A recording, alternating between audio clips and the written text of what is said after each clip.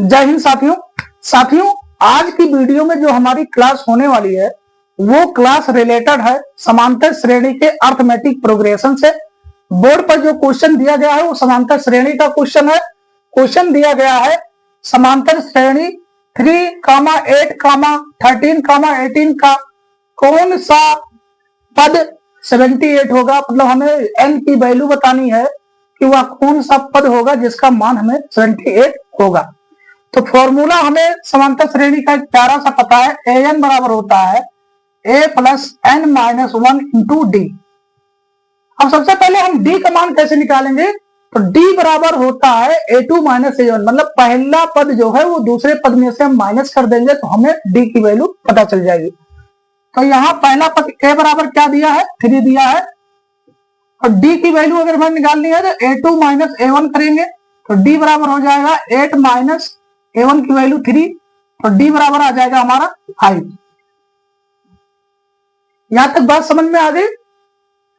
अब हमें an का मान भी दिया है, an का मान हमें 78 दिया है और an की वैल्यू हमें क्या दिया है 78।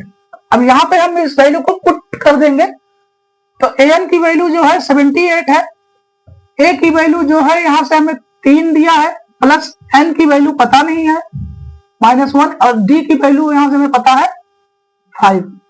तो हो जाएगा 78, 3 प्लस 5 का इसमें मल्टीपल हो जाएगा तो हो जाएगा 5n माइनस 5। अब 78 3 में से 5 जो है माइनस होगा तो यह आ जाएगा 5n माइनस 2। अब 2 इधर है माइनस में और जब बराबर के उधर जाएगा तो हो जाएगा प्लस में, तो 5n बराबर हो जाएगा 78 प्लस 2, तो 5n बराबर हो जाएगा 80। अगर हम यहां से n की वैल्यू निकालेंगे तो n बराबर 5 इधर जो है मल्टीपल में है और जब बराबर के उधर जाएगा तो डिवाइड में हो जाएगा तो हो जाएगा 80/5। तो n की वैल्यू आ जाएगा 5 एकन्नम 5, 5 एकन्नम 5, 5 36 मतलब 16। तो जो 16वां पद होगा वो 78 होगा। ऑप्शन नंबर जो हमारा सी है, सी फॉर चांद के पार चलो, ये राइट आंसर है।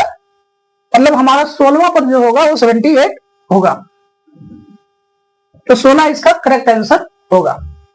आशा करते हैं आप लोगों को यह वीडियो समझ में आया होगा, और अगर आपको यह वीडियो समझ में आया हो तो आप हमें कमेंट करके जरूर बताएं। अगर ना भी आया हो तो भी बताएं ताकि मैं आपको दोबारा और अच्छे से समझाने का प्रयास करूं। तो आप लोग हमारे चैनल को सब्सक्राइब अगर अभी तक नहीं किए हैं तो चैनल को सब्सक्राइब जरूर करें तथा बेल आइकन की बटन को जरूर दबाएं। धन्यवाद।